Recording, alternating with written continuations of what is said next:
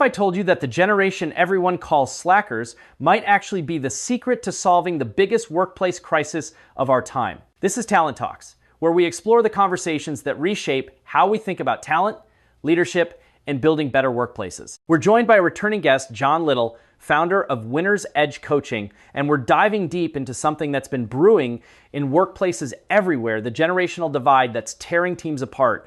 John brings a fascinating perspective to this conversation. As a former talent development director for a global real estate company, he's witnessed firsthand what happens when 5 generations try to work together for the first time in history. And here's the thing, Gen Z has now officially surpassed boomers in the workforce. We're not talking about a few sprinkles of different generations anymore. We're all at the same dinner party, and some of us are reading different menus. We're exploring why Gen X, the latchkey kids who grew up on broken glass and hose water, might be uniquely positioned to bridge the gap between boomers who built the structures and millennials, and Gen Z who want to tear them down and rebuild them. John has this powerful insight. Gen X is the last generation that believed the promise.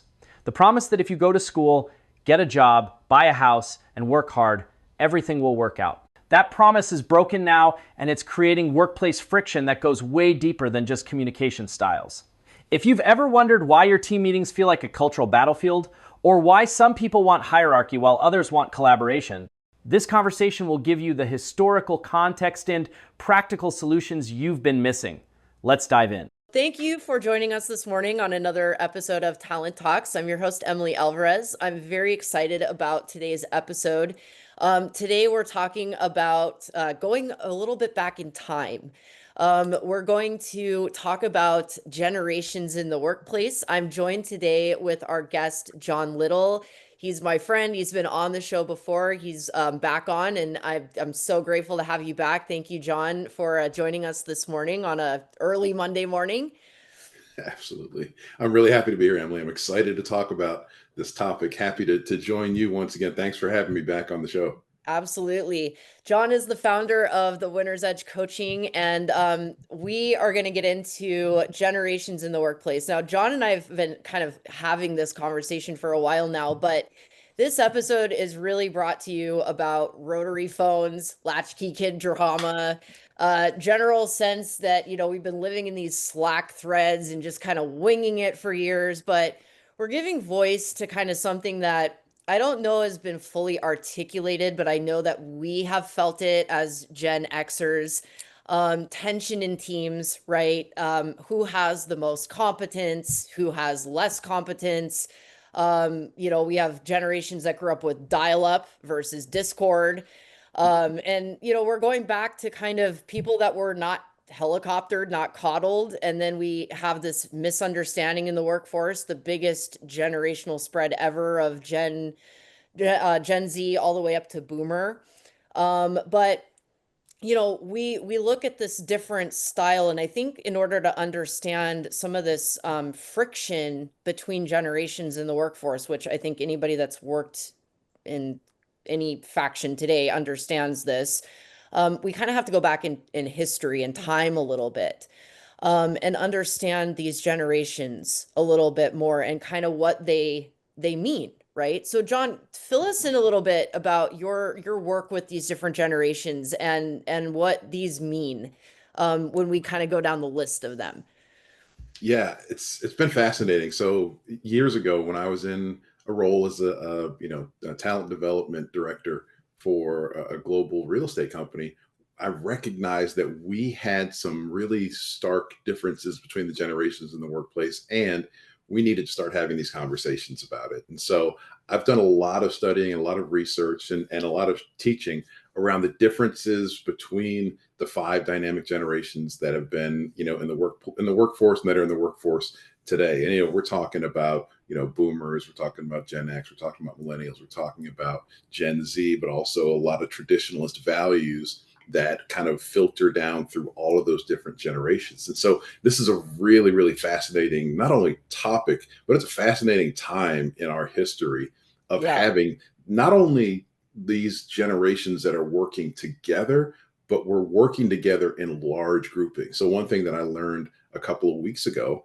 is that Gen Z is now surpassed, in terms of raw numbers, has now surpassed boomers in in the workforce, right? Yes. So it's Yeah. not just where we have like sprinkles and trickles of the different generations. Like, no, we're all at the same dinner party, and we're all, some of us are looking at one side of the menu, some of us are looking at the wine list, some of us have the menu up on our Right. phone, and some of us aren't talking to anybody, but we're Right. all at the Right. same place at the same time.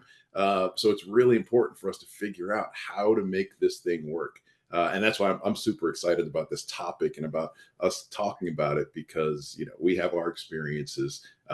We've seen and experienced not only the friction like you mentioned, but we've also seen, like, when it clicks, it's pretty magical what can Yeah. happen at organizations when it clicks. And when you Yeah. get, it's like when you give people what they need in order to feel comfortable and connect with one another, then it's like, oh, this is what it can be, instead of pointing the fingers and looking kind of down at each other, based on the generational categories that we have.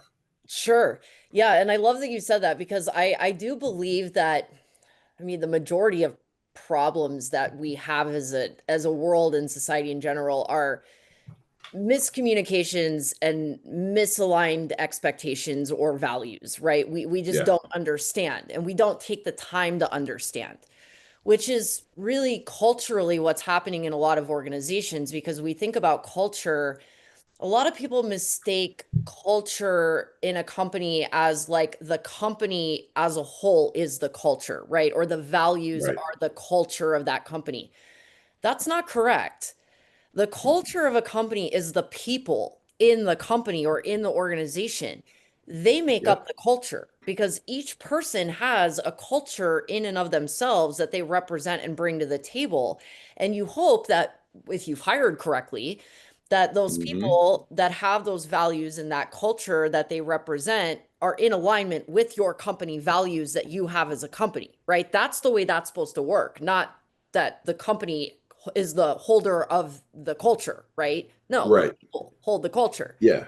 And so I think to go through some of these generations now, we know that at least you and I are Gen X, right? So our great grandparents and grandparents would have been part of like the silent generation, or the great generation that was, that would have been part of the Great Depression, World War II, right? They would have Right. fought in World War II or trained World War II people or been part of that whole system. Right. Parents, boomers, we know this, just to kind of break this down, they were raised on the post World War. So those would be our parents. They were thinkers in order, right? They were system thinkers. We need to put chain of command, we need to respect that.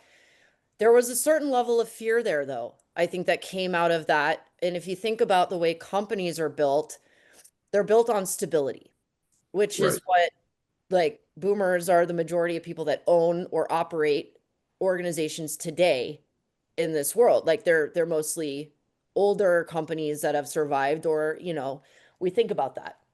Right. Generation X, which are their kids, us, we were the latchkey kids, meaning our parents left us to our own devices. We got home from school, and usually, like, our parents worked and we weren't there. They weren't there. So we took care of ourselves. We made ourselves a snack.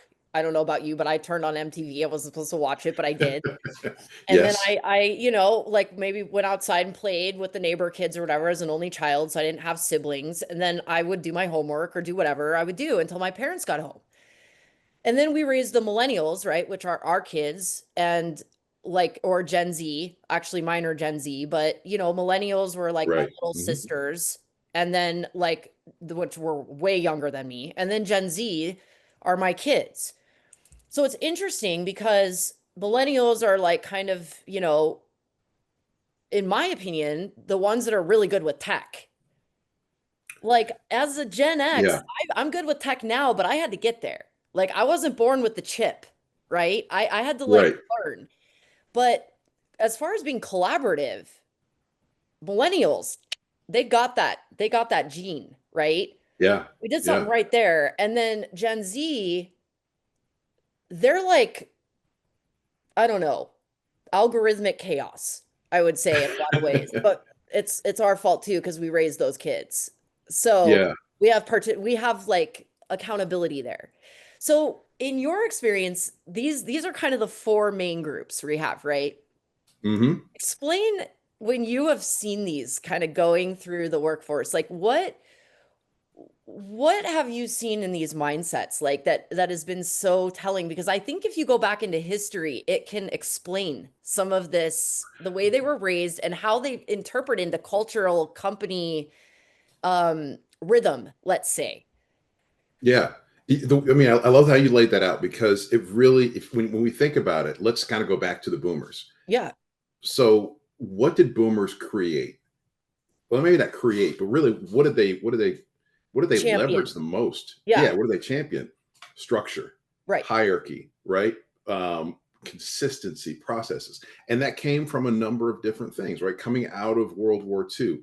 So not just coming out of World War II, because there was a couple things, but that was that was a time where this country was expanding. This was the biggest transition in our Yes. country in history in a short Right. period of time. That's the other thing Well, with yeah. history is that context matters. Like in the span of 20 years, 25 years, let's say 1944, 1945, when World War II ended, Ended. the Yeah. next 25 years of this country was so much transformation, right? Right. It was baby boomers. It was industries were exploding. It was Right. cities were growing. People were moving into the Economy went suburbs. way up because we were post-war, right? Exactly. We're a Yeah. post-war economy.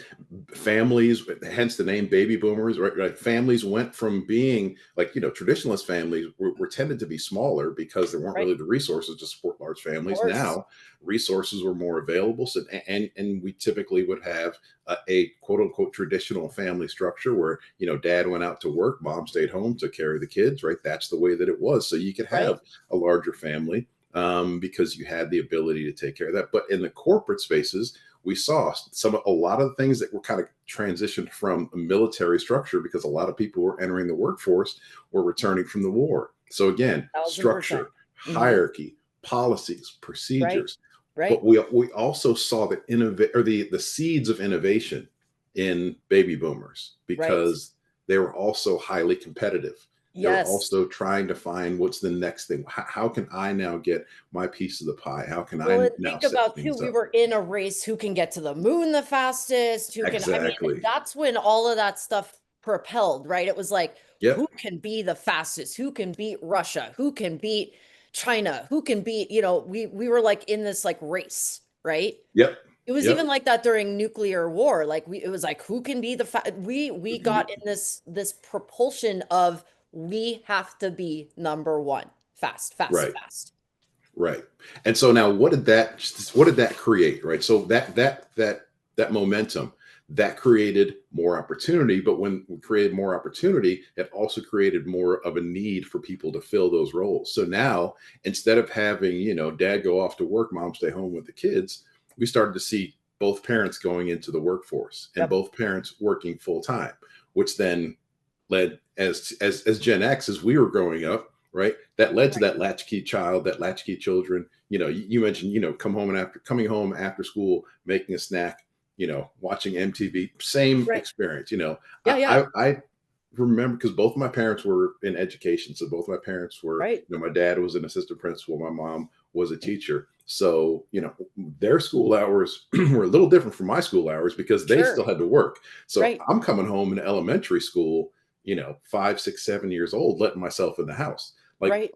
today, there's no chance There's no that way. would No happen, way. right? Yeah. But that's what our experience was. And so Right. as Gen X, I'm coming and I was making dinner, not at 5 or 6 or 7, but in my Right. my Yeah. teenage years, Yeah. but I was making grilled cheese sandwich at 10, right? Yeah. Exactly. I knew enough to be able to take care of myself and didn't Yep. think anything of it. And what did that build in this generation? So Gen X is highly independent. Gen X doesn't need a whole lot. Gen X doesn't, because the structure and everything was kind of set for us, Right. and then we also had the independence of having to do that because we didn't have two parents that were always in the household all the time to be able to do that. So we learned how to figure out life. We learned to just do things because those are the things that needed to be done. Right.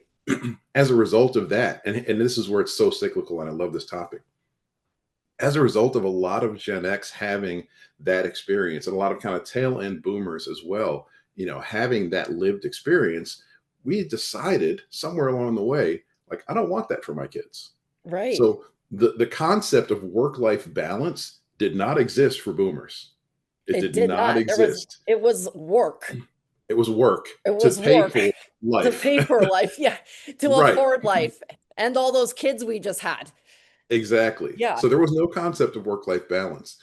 And then when Gen X and tail end boomers, when they started to have kids, which were the millennials, Right. were like, no, I want to go to my kids' baseball games. I want to be at Right. soccer practice. I don't want to work 70, 80 hours a week and just see my family on weekends. Like I want to enjoy life while I'm living life with my kids. That Right. involvement led to things we talk about, like helicopter parenting, parents being super involved with kids, and I know we're going to, unpack a little bit more of those, Sure. but, Yeah. things like participation trophies, things like, those experiences. We were Gen X and tail end boomers were really focused on, I want my child to have the childhood that I didn't because my parents were working. Right.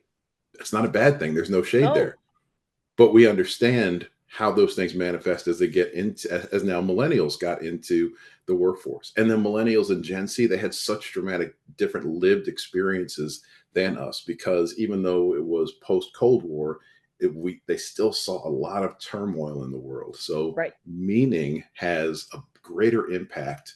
The meaning of the work, the why behind the work, how does it connect to my greater purpose? For millennials and Gen Z, that matters. It doesn't matter. It's not a more or less thing. It's an and thing. Like they still want to do a great job. They still want to contribute to the organization, and they want it to mean something, and they want to connect the why, Right. and they don't want to work 70 hours a week. Sometimes they don't want to work 40 hours a week if it means spending an additional 15 hours commuting back and forth, right? So, and again, I know we have plenty to talk about, so I don't want to Oh spoil it yeah. all in the first 10 minutes.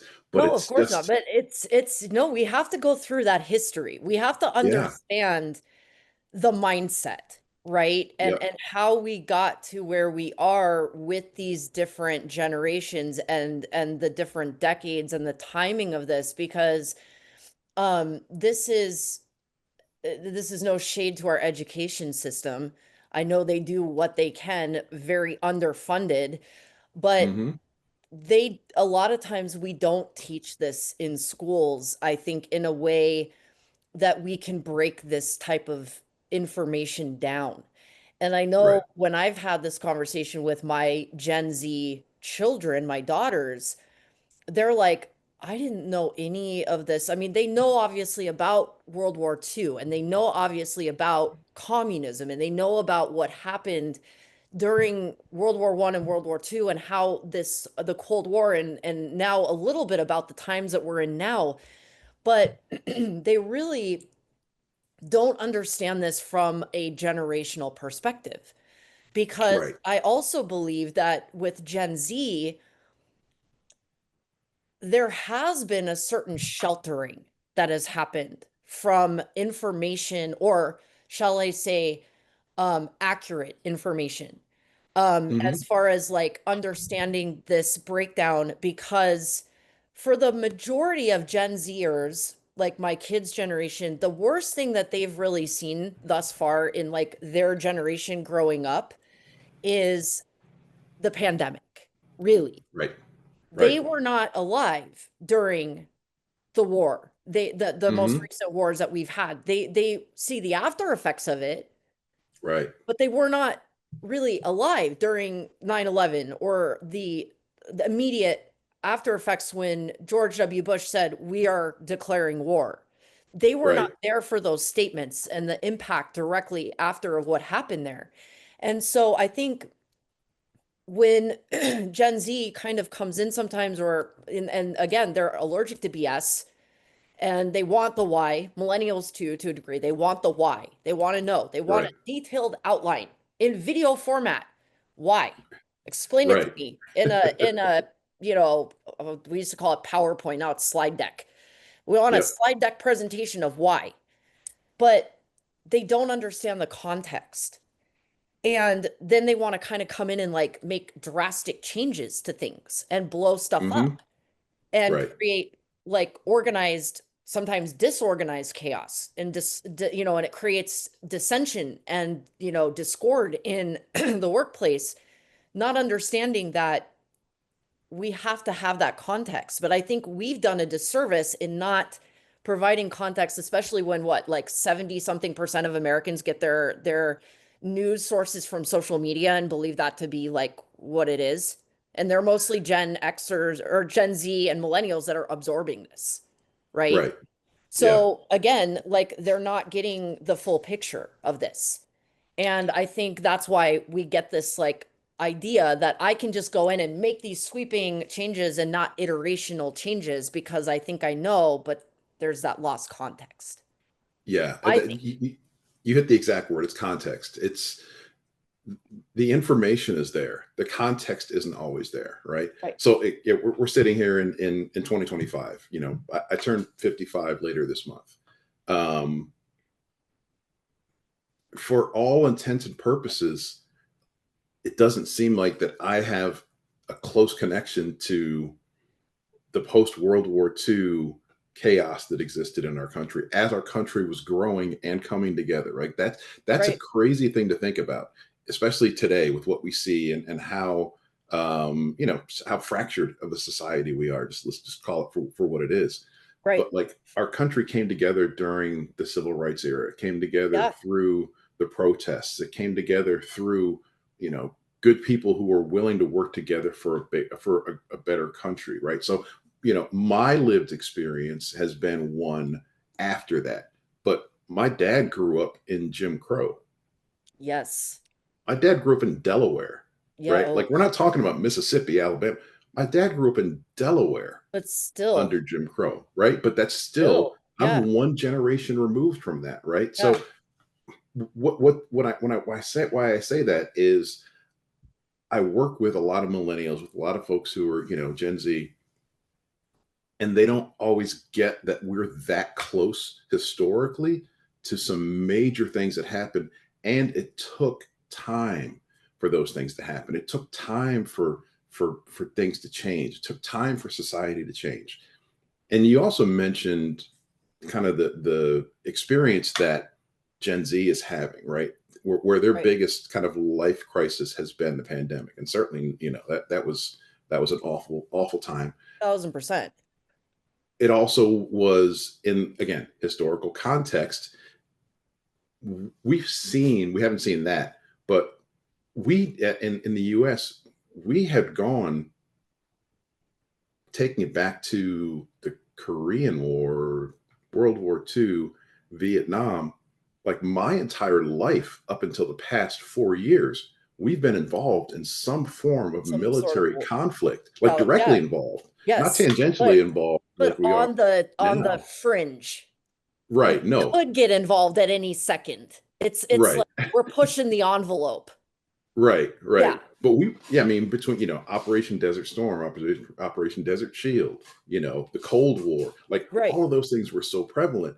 And it definitely shaped how boomers and Gen X saw the world and saw work, because it had, not only did it have purpose, but we also saw that we have to be kind of focused. We have to be moving forward. We have to be progressing. We have to stay together in order for us to continue to survive and Right. thrive. And I think kind of what you were sharing of the millennial and Gen Z approach of, move fast and break everything. It can work in certain contexts, but it Correct. can't just be broadly applied Correct.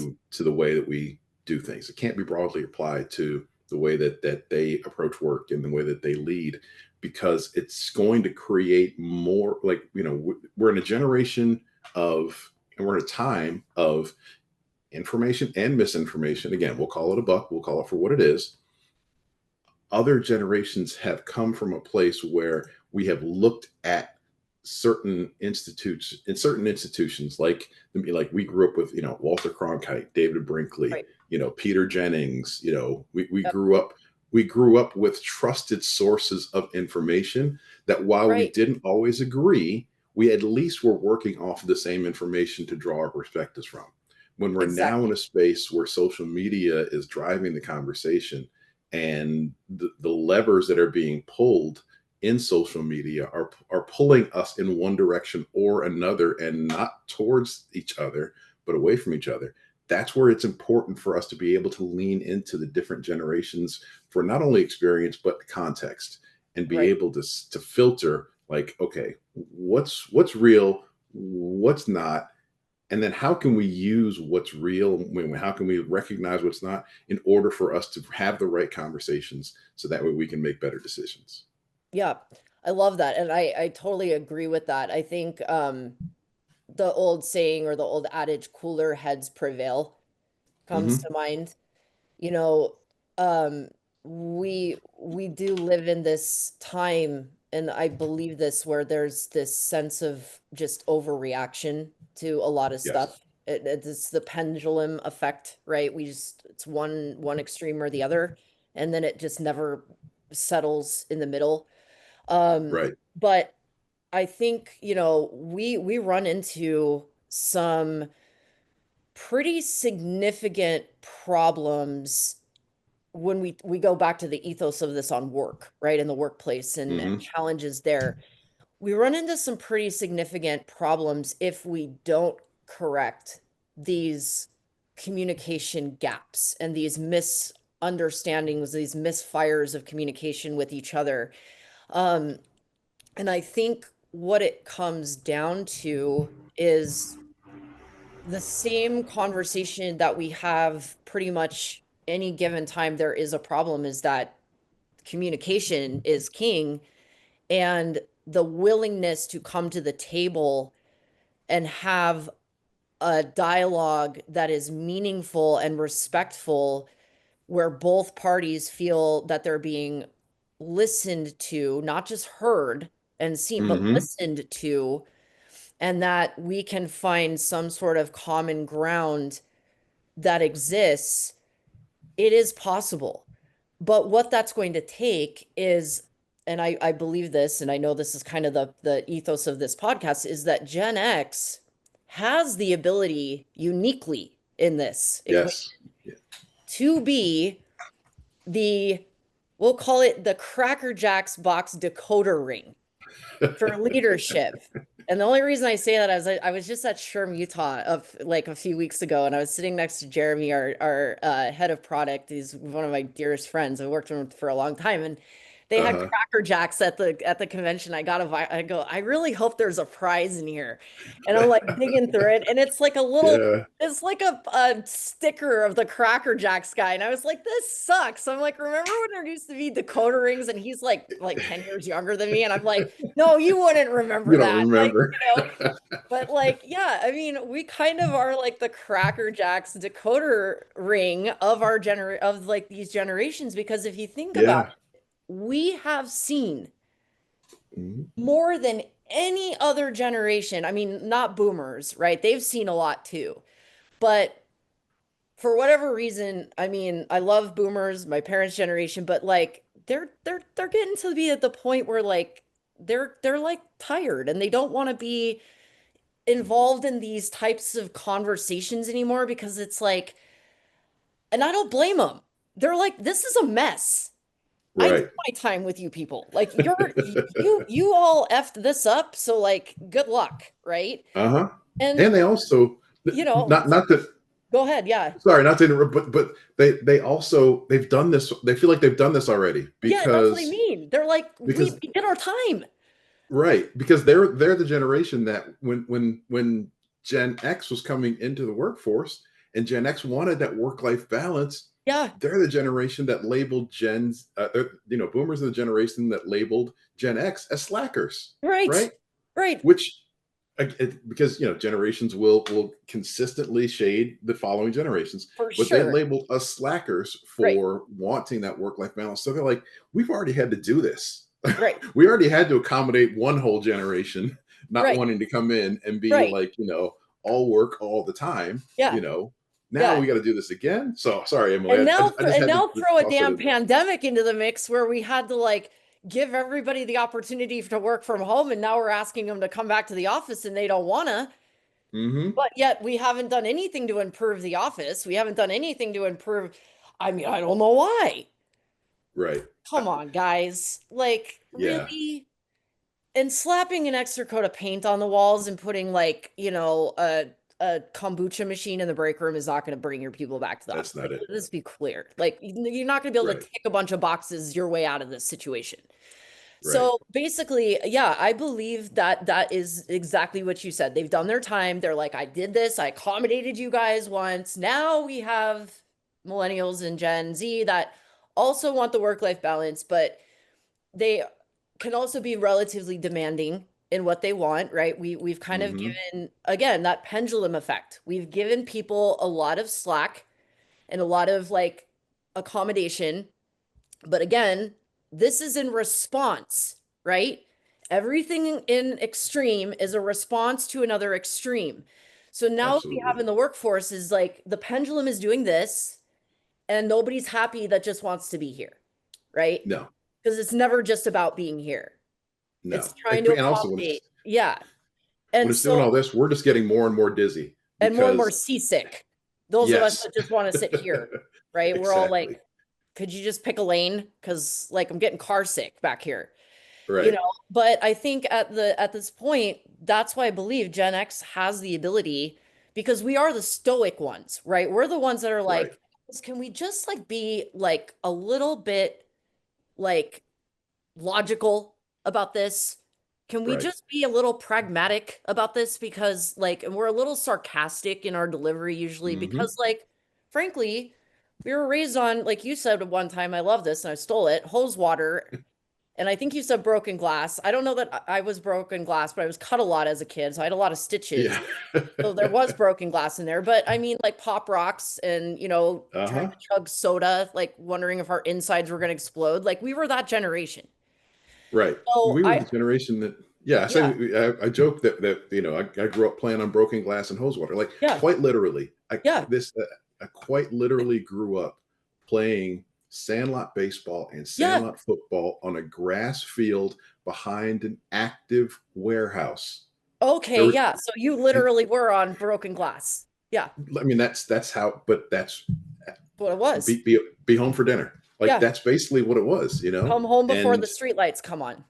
right. We didn't have Yeah. bottled water, right? We didn't have, and this is not look at the old man shouting at clouds, but No, for that's just, sure. but we grew up when we were thirsty. We're Whoever the tough. closest house was, Yeah. we drank out of the garden hose. That was Yeah. just right. But 1000%. that was what we did. But I think you're really hitting on such a key point of Gen X is uniquely positioned to help to solve the generational crises that exist within organizations and Gen X leaders specifically because we have the lived experience of living and working with boomers and starting a career under that structure of hierarchy, under that structure of you have to pay your dues. You have to do the same things that those before you have done in order to get to those same positions. Like that's how Right. it was when we entered into the workforce. And we also have seen how technology has made everything easier. We've Right. seen technology has grown so rapidly over our lifetimes and our lived experiences that like we recognize that we don't have to do the things that were done the old way. We don't have to do Right. things that were done the way that we learn them. We've seen that there are ways for us to adapt. We're in the position where we can help to bridge some of those conversations and we can Absolutely. help people recognize the differences of how we're bringing the different mindsets to work. And I think when it came to, you mentioned the pandemic and the whole back to work initiatives. I think that obviously those were tied and tethered to traditionalist boomer principles A thousand of percent they were. Yeah. command and control, structure and hierarchy. What the pandemic showed us, however, was you could still be as productive, you could still be as innovative in when it was done well, you could still be as connected when you were working virtually and when you weren't having to be in the office for 40 hours. And we found a way to find a way Right. during that time period, right? Again, technology helped us to close that gap tremendous. If that pandemic had happened in 1995, Oh. it's a wrap. would have been a shutdown of the whole world. I mean, we would have been We screwed. would, we would have to start over. Yeah, we Yeah, would have been a massive shutdown of everything we know. People would have been right. like working for free just to keep stuff going, is what would have probably Yeah. ended up happening, frankly. And or people, we would have had Would a have been a much bar, it greater would have been loss like of a life. barter type of, I mean, there would have been, honestly can't even begin to like think about what would have happened. There would have been a lot of Yeah, probably spin-off there would have been a lot of spin-off sitcoms of what would have happened in that right. situation. But I think that's a reason why Gen X leaned more towards millennial and Gen Z when we were starting to come back to work. And there was a lot of resistance from millennial and Gen Z about coming back to work. There was a lot of impetus and push from, you know, I don't want to just say boomers as a collective group, but Right, organizations that still maintain that boomer mindset of command and control structure and hierarchy of, we have to get back to the way that it was. right. That's why there was so much friction. And Gen X was in the middle, like, yeah, there's value in that, but yeah, we also see that there are new and different ways that we can do things. So I saw a lot of Gen X leaders, starting the hybrid approach. I saw a lot of Gen X leaders saying, like, let's try different ways for us to accomplish this. And companies that figured it out did well. And there Yeah, are companies that are still struggling with back to work. And I don't want to be, completely blind and obtuse to the fact that there are a lot of financial implications in the back to work pushes as well. right. Companies signed long-term leases. A lot of cities were built around, especially city downtown businesses or, Oh, or for sure. Yeah. commerce, all was built around a robust workforce being in certain areas during certain periods of the day. Don't want to be blind to that, but I think Gen X, again, a lot of Gen X leaders got, yeah, there's a couple of different ways that we can do this. We don't have to just do it the same way that it was been done in the past or that it's always been done. We've got options here, folks. And I think Gen X, they led and continue to lead in some of those conversations to bring it together. But we have to listen to each other too. I mean, For I know sure. we're talking about that, but we have to listen to each other. That's the biggest part of, I think, what Gen X can kind of bring to the bring to the conversation is that we're good listeners because we don't have to always be the one that's the loudest voice in the room.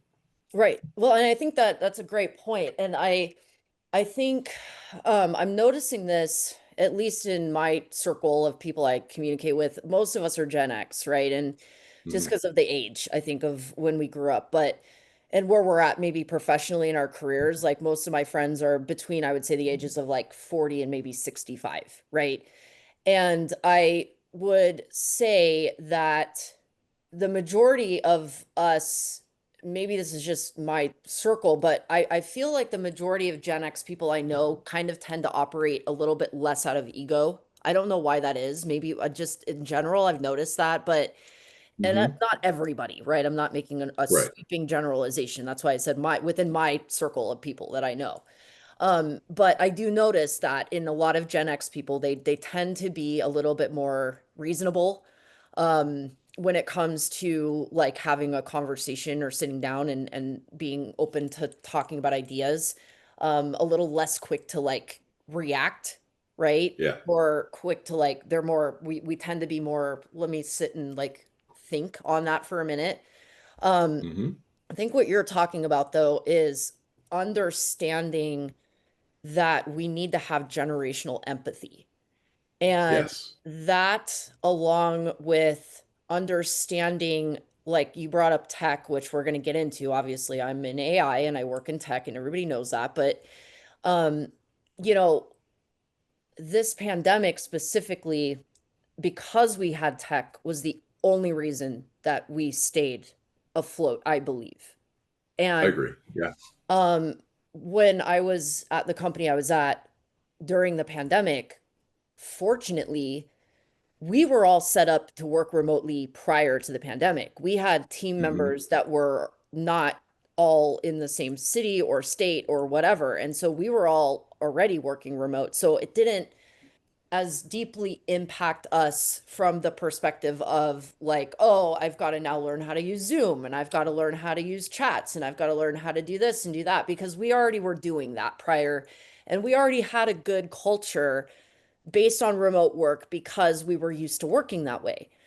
But what I can tell you is that during the pandemic, even with a remote culture, things changed, not because of the fact that like things were out of whack generationally or because of tech or because of whatever. They changed because people were under an inordinate amount of stress because of what was going on in the world, right? Right. So now we have, yes, people are glad they still have a job at a place they enjoy with a great culture and they have a great team and all of that stuff is good there. But on the flip side, they have their kids home from school. They're trying to teach their kids at home. They're trying to deal with everybody running through the house while they're working. They're trying to deal with, like getting no like break or reprieve from everything that's going on. Plus, if you go outside, you could get sick, right? Or if you're around people, Right. you could get sick. There's like this whole extra layer of like stress that's induced on people. And I believe companies that didn't do that transition well didn't take all of that into account. Right. They just said, I agree. okay, we're going to just throw this tech at you. And now there's a pandemic. And so now everybody's just got to get used to this. And if you got to do, you're going to sink or swim. But they Hmm. don't take into account that, like, we have to be empathetic, generational or not. Like, anytime there's Right. a huge amount of change like this with any kind of adoption or any kind of process, doesn't matter what brought it on, we have to lead with an invitation to understand and teach and show empathy and humanity towards people that are we're asking that of, because that is a big transition to a lot of people. And I think Right. with tech, we didn't establish that trust with a lot of our people before we just flipped the switch and said, well, this is a necessary, we have to do this, it's urgent. But you Right. still can do that and establish trust at the same time. Hmm. But Yeah. what they did was they didn't do that. And so then they get no context of why we're doing this, why we're using these tools, how you're going to be judged on using these tools. And then on top of that, you have the stress of a pandemic happening. People are losing their jobs. Their husband or wife or partner or whatever could go to work and not have a job when they come home at the end of the day. Right. That's terrifying. Yeah. You And know, then layer on the health concerns during that time too. 1000%. That's what I mean. Right. Like it was Yeah. like stack and stack and stack. But Hmm. that's what I mean now is like when we have these generations, and this is what I've explained to my kids because they're like, well, I don't understand why we can't just, and I'm like, because that would be no different than like when the pandemic hit and we told everybody they had to like do all this different stuff and it was like just cut off from everybody else. You have to go to tech now and da da da da da. If we do that, it's the same exact outcome as the pandemic. Like you're just taking a butcher knife and chopping it in half and saying, get used to it. Like we just had a Right. hard stop, get used to it, no context, no trust, nothing. It's just the circumstances are different. Right. And I That's why you think, can't do that. You have to iterate things. Doesn't hmm, matter what the circumstances are leading up to it. You still have to get people used to these things, right. you I know? think to kind of close or to pull a loop together on this, context is exactly the point, right? Yeah, You're saying the context matters. If if this pandemic had happened and everyone was still operating from the mindset of boomers and Gen X, which basically was just figure it out. Like, yeah, you know, it doesn't, it doesn't matter. Like we weren't raised, we weren't, feelings weren't really a big thing when we were growing up, right, when we were coming through school, and when we entered into the workforce. I mean, there's stories that I'm sure we both can share from our early career, that right, the way that managers would talk to people, the way that companies would would kind of have the environment set up. Like culture was never a conversation during right, those time periods. HR was, I don't even remember HR other than knowing people that worked in HR, and I didn't know what they did. I just knew that they worked for a department called HR. Right there, right, like that element of the workforce didn't really exist as it does now. So right, back then, if everything kind of shut down and we were all forced into something, we would have just kind of gone along willingly, right? right. Because that was the culture and the context. But now, people may be thinking, all right, the pandemic was 5 years ago. Why are you spending so much time talking about it? We're talking about it because that context matters today with how millennials and how Gen Z are experiencing work and how they've entered work and how they're approaching how things should be and could be. Because one of the things that millennials and Gen Z have seen is they see a promise of a better tomorrow, but they also see that we live in chaos. And they want to accomplish both of those things. They want tomorrow to be better. They want Right. to see, they want to experience life. They want to experience the world. They want the world to be better than what they had, what was handed to them. And they also see that they have some of the mechanisms to do that if they're allowed to do it. So that's why Right. sometimes you get a lot of pushback, you get a lot of questions of why. You get a lot of, this doesn't make sense. Why do we have to do it? Or we see, the kind of the other side of just wanting to break everything and put it back together. Right. Because they see, right, this doesn't really work for me. But if I break it and put it back together, I could do it in a way that does work for me and that could make things better. So that context is so important and Yeah. so valuable for us to recognize when we think about why are we having these frictions? Why are we having these difficulties at work? It's not that anyone is smarter or less smart than anyone else. It's just the context that we're looking and experiencing the world through. That lens is so much different, but we can bridge those gaps through the conversations. And again, Gen X, like, we've seen it. We kind of know, experience that, like, we've seen the shifts. We can shine the spotlight on certain areas, but we're also not necessarily going to be the ones to volunteer all that information because we've been so independent our whole lives. We have been in that, like, we're doing things just because. And I think we were talking a little bit before we started to record. Gen X is the last generation that believed the promise. I was gonna just say that. Yeah, touch on Yeah. this on the Gen X last promise, because this is important, and this comes again from our great grandparents, our grandparents, and our parents' generation, right? So again, going back in Right. history, this is coming out of World War II and out of, like the Cold War. This is the promise that was given. I don't want to say it was a hypothetical promise, let's say.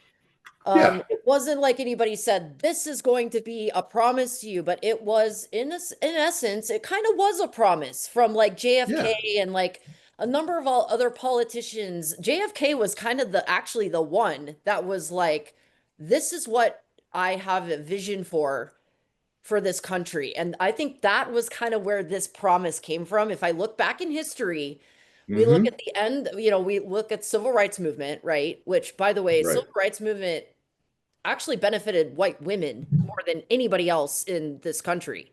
It really Yeah. did. Different Um, conversation for a different podcast, but yeah, yes, different conversation for a different 100%. time. But yeah. And Yeah.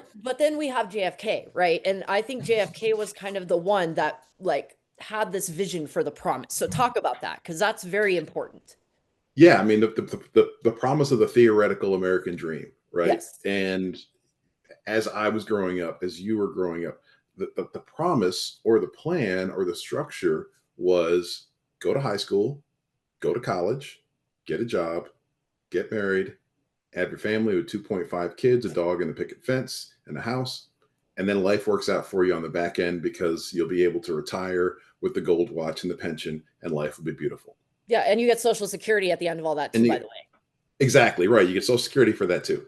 And for boomers, especially early stage boomers, that promise was fulfilled.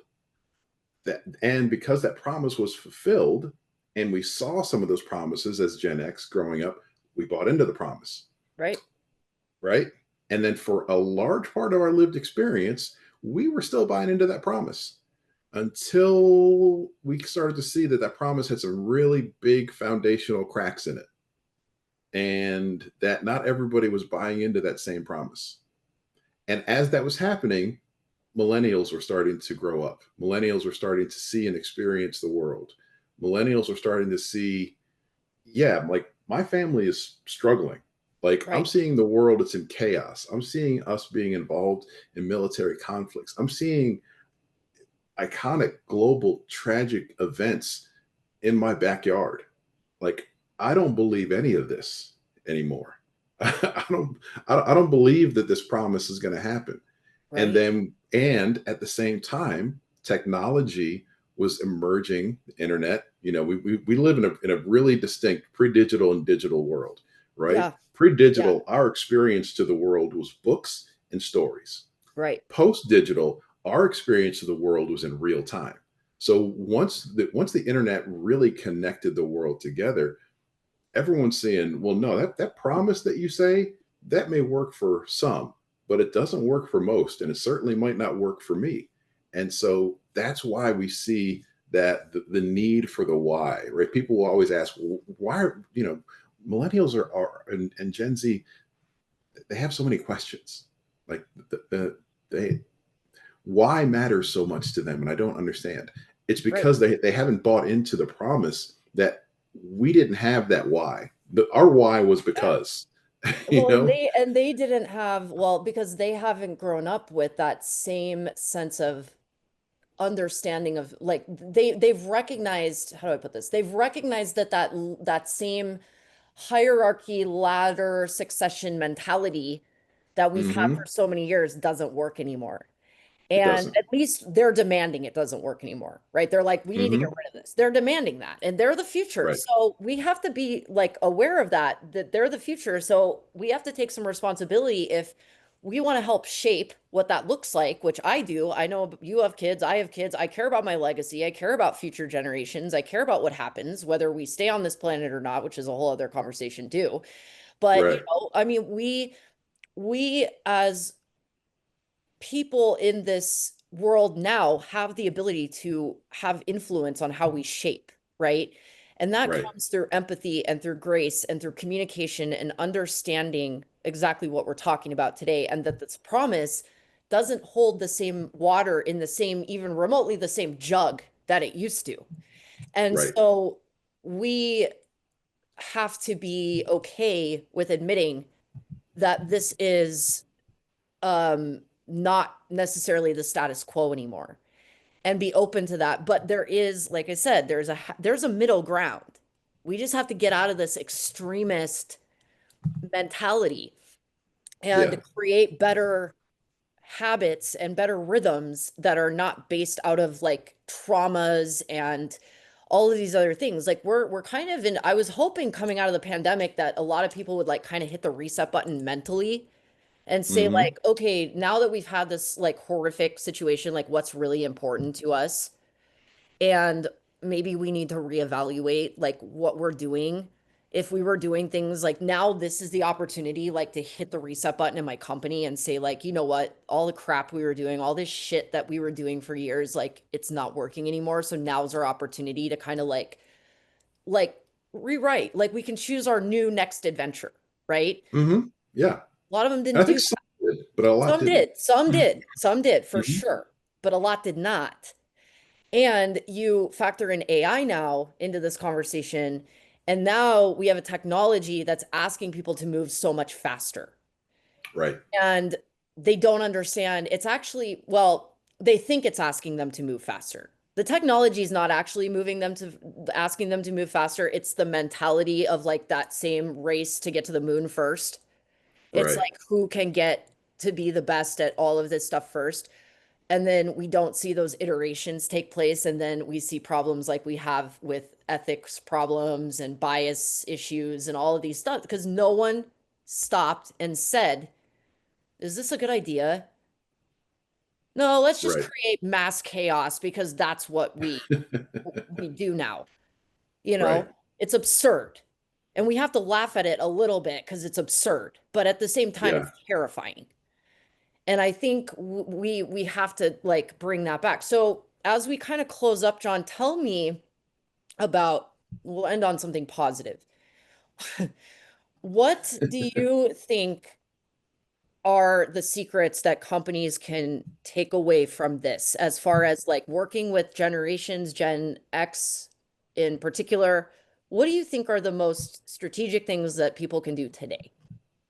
I think we can recognize the value of feedback and listening to one another. So, recognizing that this is a great opportunity for us to shape the future of work and the future of our companies by recognizing that the future of work and the future of our companies is going to be a lot more closely tied to our incoming workforce than Yes. our existing and prior workforce. And we've never had that in the workforce en masse. We've never Yes. had that conceptually. And so I think the leaders and the organizations that can recognize we have to start listening to our millennial and our Gen Z employees.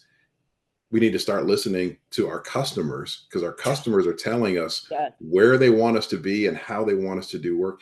And then recognizing that a lot of our senior leaders now, remember I said earlier that the numbers have flipped. So now Gen Z has eclipsed boomers in the workforce, which Right. means that most of our leaders for our organizations are Gen X leaders. So as Right. Gen X leaders, we kind of have to go back to the fire hose or to the water hose, to the garden hose that we drank out of. It's like, Yeah. let's go back to the absolute basics. Let's go back to like, what do we need right now in the moment that we're in right now? What resources do we have right now in order for us to get stable so that way we can be able to move forward?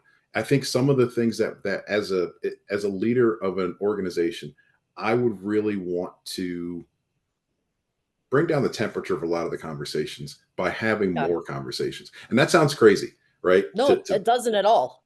Right. It doesn't to us. Right. It Well, doesn't. yeah, I guess that's true. It doesn't to us. Right. It doesn't to us Good point. because so a couple things. We grew up recognizing, and I hate to keep making it a we thing, but we're talking about Gen X. Like Right. we grew up recognizing that the way that we solve conflict is that we hash it out, right? We either Yep. we talk about it. Sometimes, Meet at sometimes the it flagpole. yeah, exactly.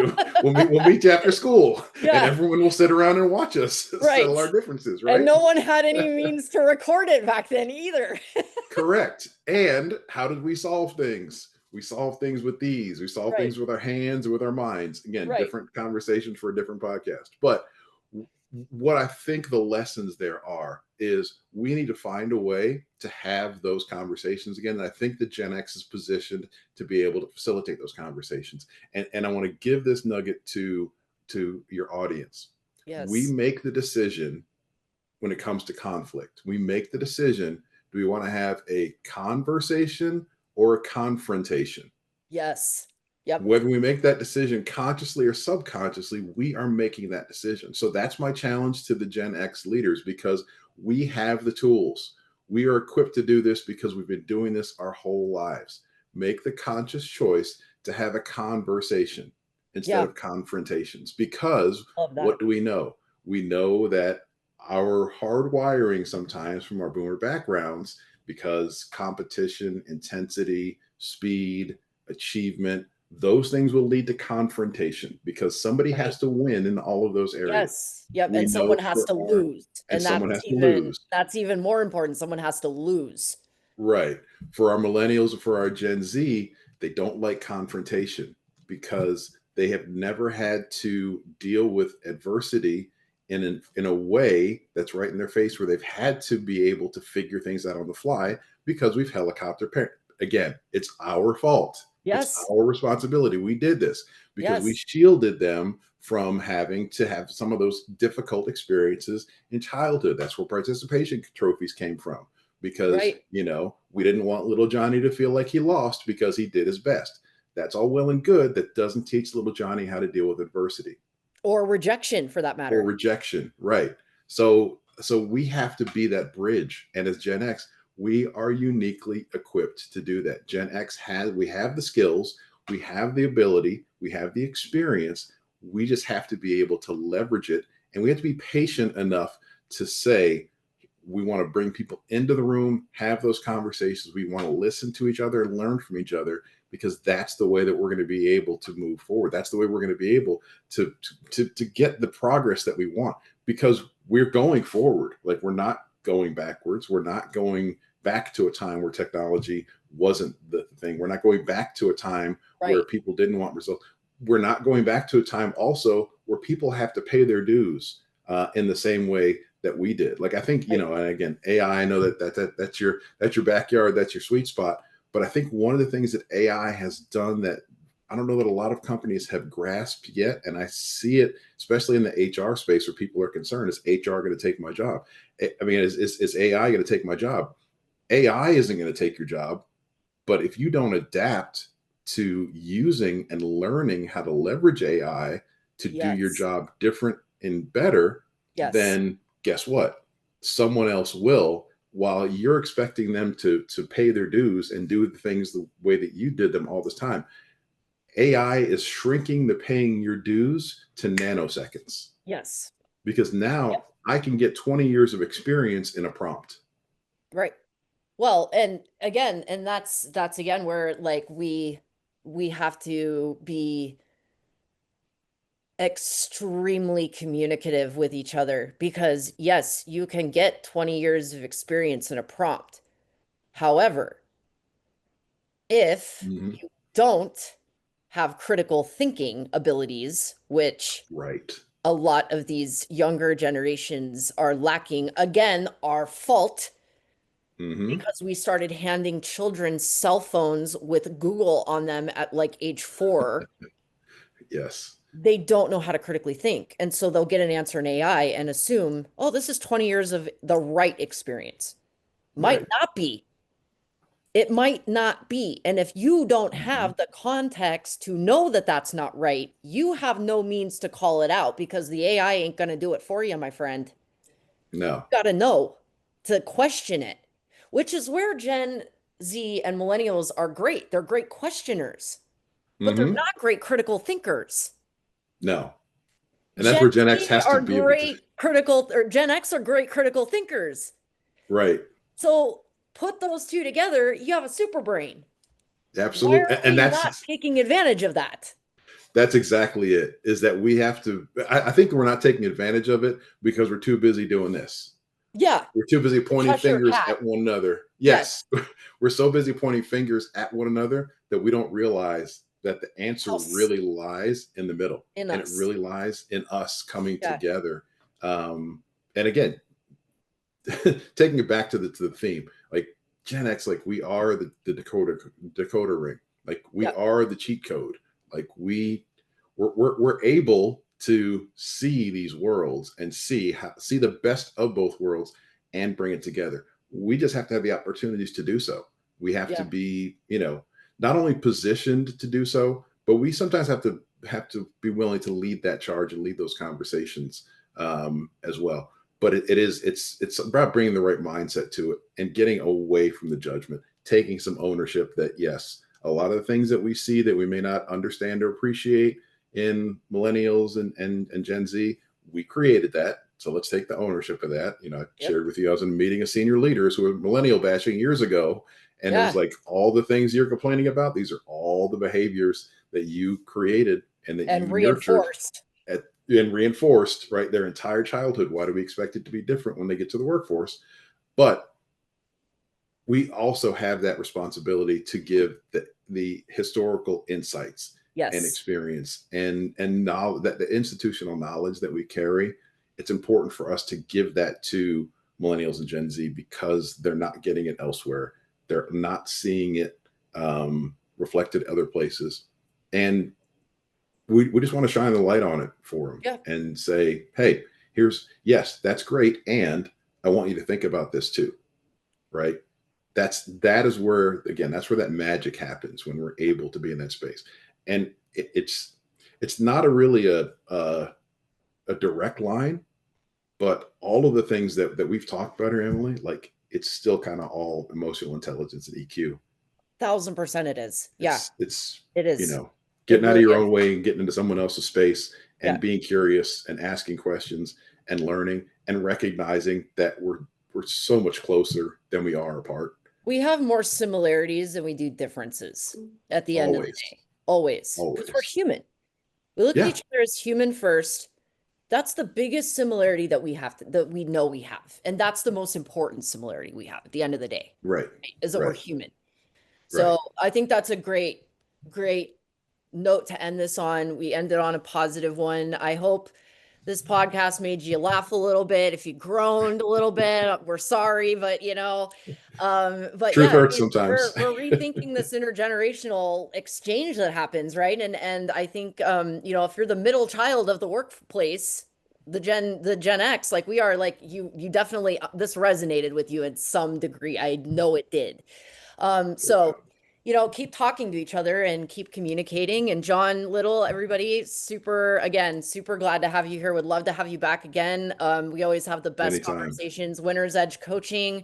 You can find him on LinkedIn, John Little, and then his website, the winnersedgecoaching.com. And you do speaking gigs, coaching, everything in between. So look John up. He's amazing, and we'll love to have you back again for another chat on another subject at another time. So I'm only an email away. Anytime, yeah, Emily. I love these love it. opportunities. Love talking with you. We always have such a great time and a great conversation. So Absolutely. Awesome. Yeah. Well, have a fabulous rest of your day. Thanks for being here again, and we'll talk soon. You too. John brought such incredible wisdom to this conversation about generational workplace dynamics. From explaining how world events shaped each generation's mindset to offering that practical framework for choosing conversation over confrontation. Here's what I want you to walk away with. First, John's insight that we need generational empathy. Every generation's workplace behavior makes perfect sense when you understand the historical context that shaped them.